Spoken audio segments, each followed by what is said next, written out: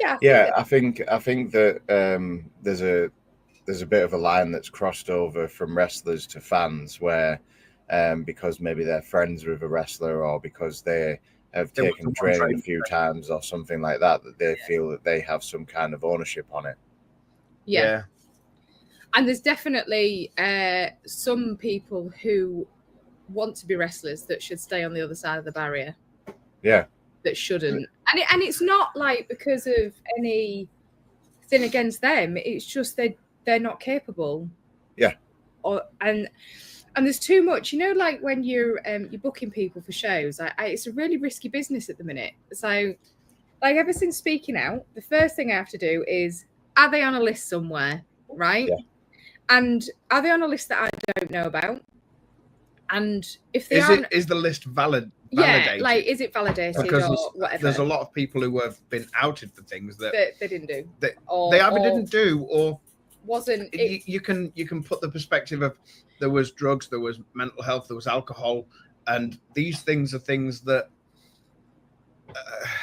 in some way you're not in control of. No, they're also, it's in their private life, and actually if they've like repented, for want of a better word, or whatever, or they're holding down like a normal paid day job, etc., then should they still be on that list? But it's always a really difficult topic, isn't it?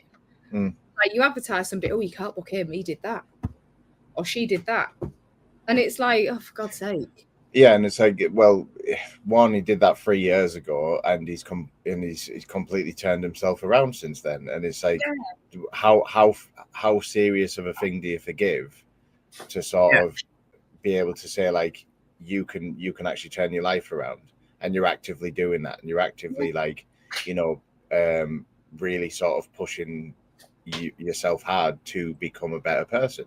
Yeah. We all make mistakes, I think. Exactly. Yeah. In the episode of our podcast with Ion and me, when we were speaking with Nathan, we went over this briefly on the video, but afterwards it's something we went into a bit of depth with as well. There's so many people who, that have made these mistakes in a public eye, and they're not being allowed to change their lives because of a mistake or something they did maybe 10 years ago, or something where they were in a relationship and the other person was as bad, but they were listened to more. Yeah, that's the frustrating thing. It's and obviously there were some horrendously bad acts outed as well. Yeah, there's some people that like try to come back that shouldn't be trying to come back. No. And it's